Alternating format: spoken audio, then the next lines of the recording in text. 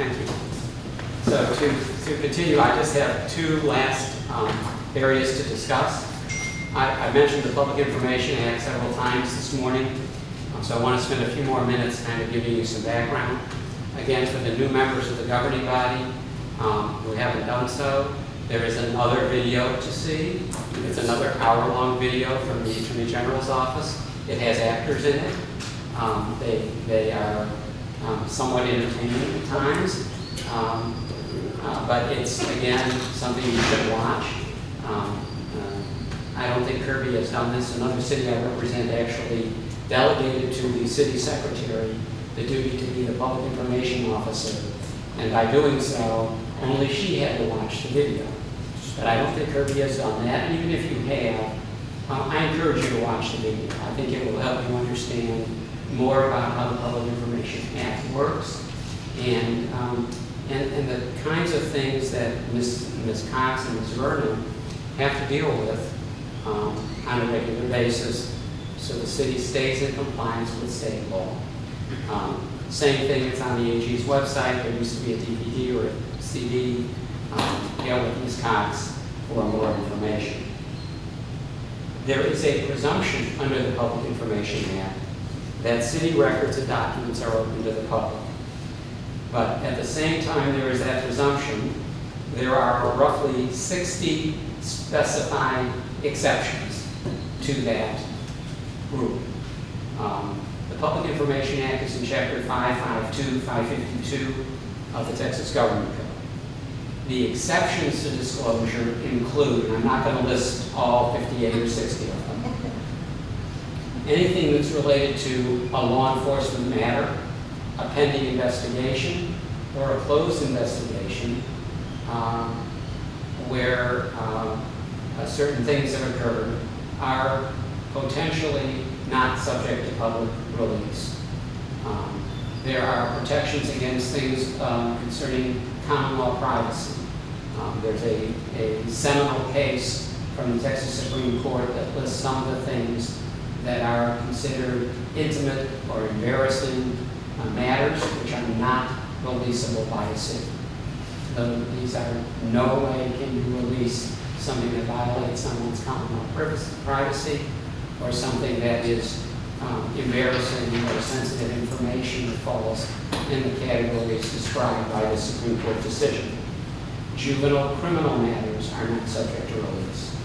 The home addresses, home telephone numbers of city employees who timely request privacy, not subject to release.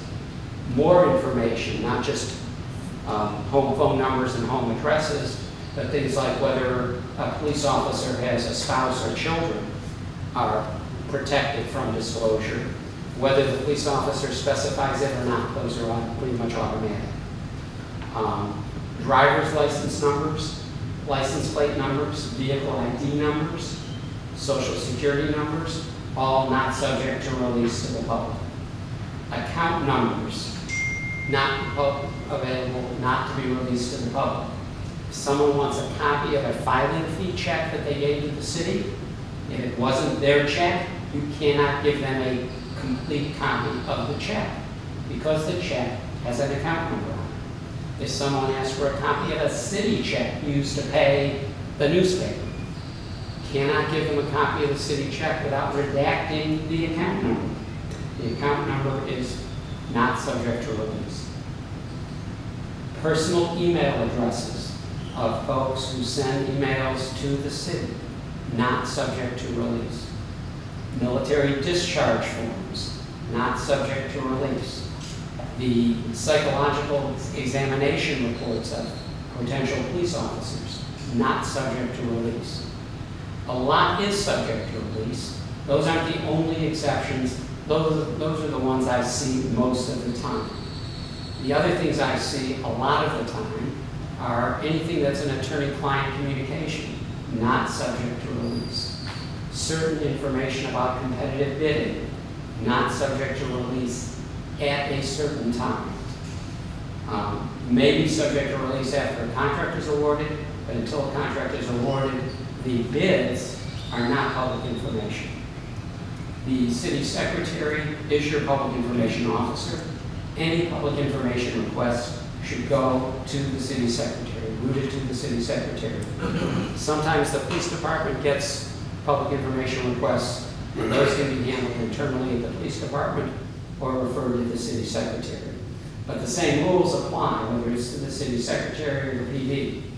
The PD receives a request for a police report, and it's got someone's date of birth in it, and it's not the date of birth of the requesting person, or the requesting person's spouse or minor child. That date of birth needs to be redacted.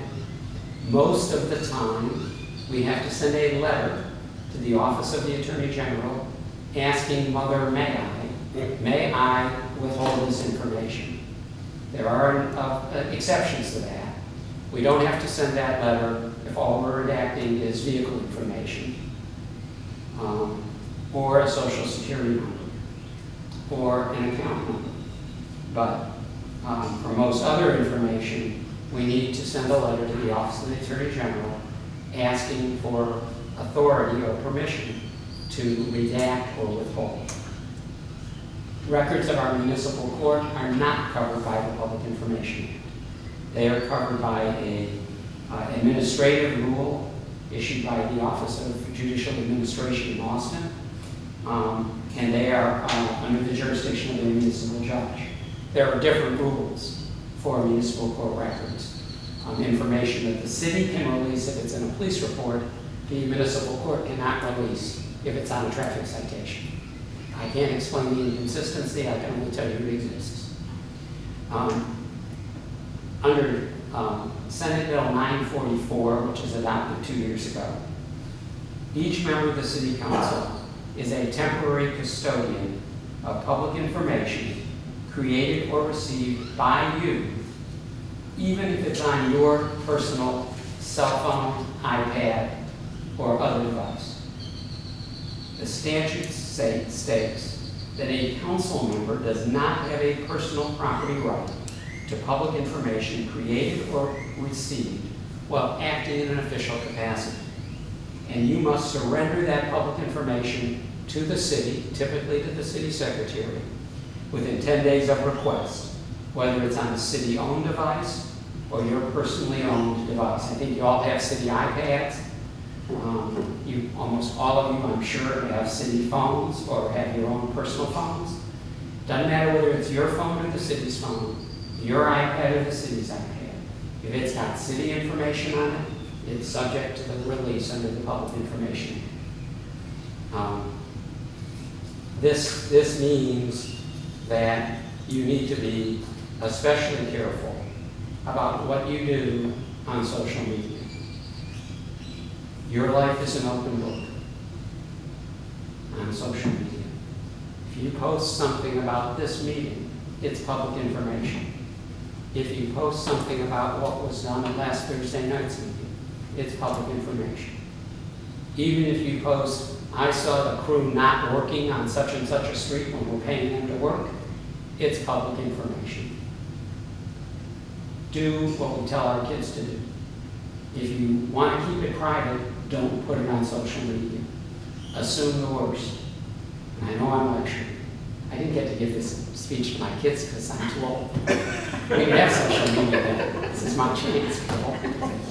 But seriously, it's easy to post and it's not easy to erase.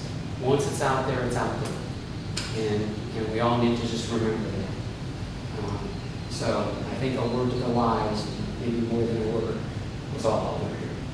The last thing I want to cover. One thing, if we can just add, I know a couple of us attended a social media session at the TML conference a couple of years ago, and going back to the discussion about walking forums, one of the things that they mentioned is that, Councilmember X posts something, city-related inquiry, and then they are friends with 3 other council members. They like that post, comment on that post. You've just created a walking forum on social media as well. Exactly. That's Exactly. something Yeah, to keep in mind. they do fit together. Facebook, I think we all know about Facebook. Nextdoor, which I asked Ms. Vernon if y'all have Nextdoor in Kirby, is I think relatively new. People seem to be just so uninhibited what goes on. I mean, we get next door postings from neighborhoods miles away from where we live about a lost dog here and who was up so late that their music was playing so loud in neighborhoods like 10 miles away from where I live. And they're coming in on my next door. I'm wondering, maybe you people should find something else to do. But all of those things add up, and all of those things can be public information, subject to release. And when we tell, what I think people tell their kids are, if you don't want everyone to know what you're saying, don't say it. And it's hard to do. It's hard to police ourselves. But this has to be related to city business. Yes. But as County Commissioner Atkinson learned, his private cell phone is public information. And what we can do in that instance, I once had a public information request for the phone bill for a person's private cell phone. And we sent that request to the Attorney General's office for a ruling because most of the phone numbers called were to family members and were nothing about city business. Who's picking up the kids today? Are you going to the softball game? Is mom out of the hospital? That kind of stuff. And so we asked the Attorney General, can we redact the non-public related numbers? And we were told we could. But still, it's time consuming. Sending letters to the Attorney General take time and cost money. I think most cities, and I think Kirby is one of them, want to provide public information to the public when they can. And don't like to call me or send me this stuff and say, do we need a ruling on this? And I have to say yes. And so we send it off for a ruling, and that can delay response for as much as 60 days, because the Attorney General's office has 45 business days within which to respond to a city's request for a ruling under the public information. The city must send that request within 10 business days for most information. The rules are different for body